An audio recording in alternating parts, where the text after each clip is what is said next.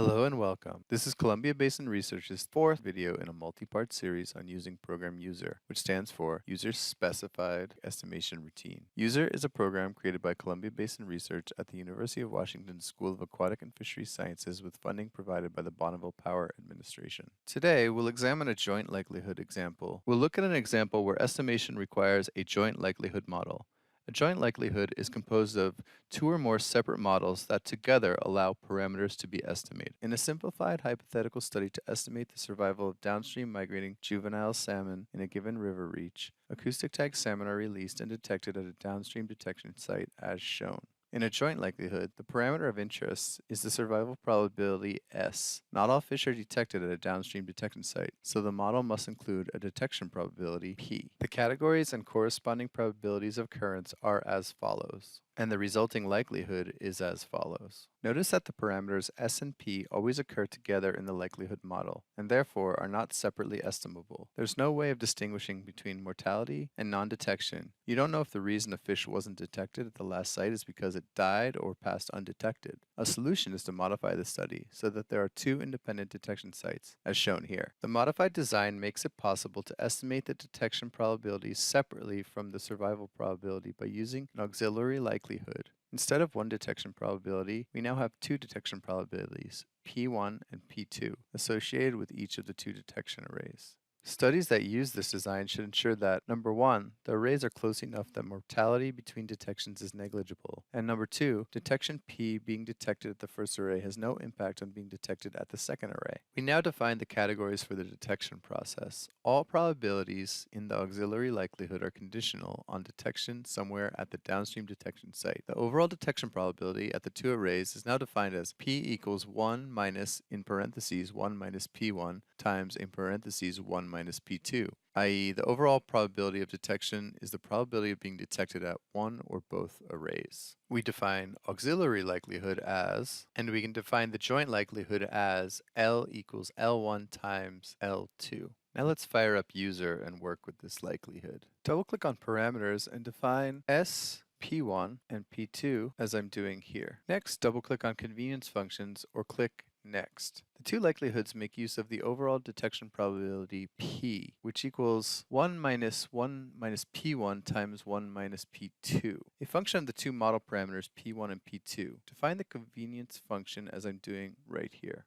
Now may be a good time to make use of the save workspace function. To save your work as a workspace file, say example2 text. After saving, click on likelihood 1. In this example, there are two likelihoods, the main likelihood, L1, and the auxiliary likelihood, L2. Press Rename Current Likelihood and rename the current likelihood Main. Note that you can name these as anything you would like, but let's go with Main here. Notice that the title on the current content page and the navigation panel are updated to reflect the change. Enter the likelihood definition for the main likelihood as I'm doing here.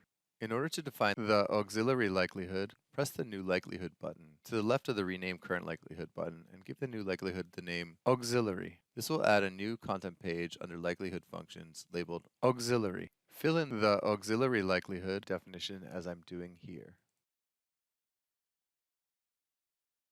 Once the auxiliary likelihood is complete, press the Next button. And if everything was entered correctly, you should see a message indicating that the model definition is valid, as you can see here. If not, use the navigation page to return to the pages where corrections need to be made, and then return to the Verify Model page. Remember, each likelihood must sum to 1.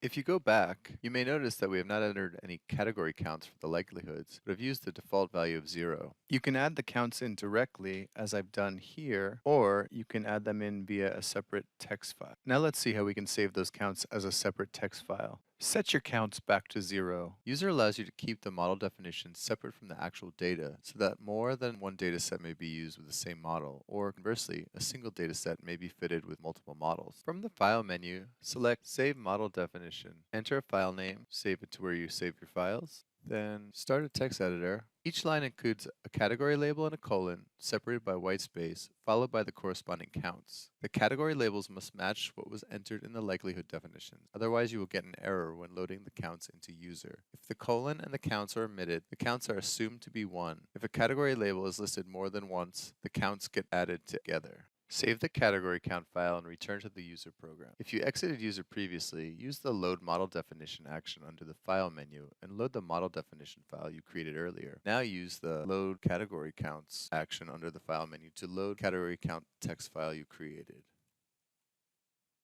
After the counts have been loaded successfully, you may go back to the likelihood definition page and see the counts column has been updated. Next, go to the Estimate Model Parameters page and press the Estimate button. If all was done correctly and the estimation was successful, you may now proceed to the pages under the headings View the Estimates and View Model Diagnostics to examine the estimates and the suitability of the model for the data. Here's the estimation summary report. For information on the other reports and the model diagnostics, it's recommended that you watch video 2 in this series that explains them in greater detail. This has been lesson 4 on using Program User, in which we covered a second joint likelihood example. In the next videos, we will cover abundance estimation and hypothesis testing. We hope that this video helps you get the most out of Program User. Again, if you have any questions or comments in regard to Program User, please fill out our survey as previously detailed. You can also contact Columbia Basin Research at web@cbr.washington.edu. Best of luck on your estimation routines, and thank you.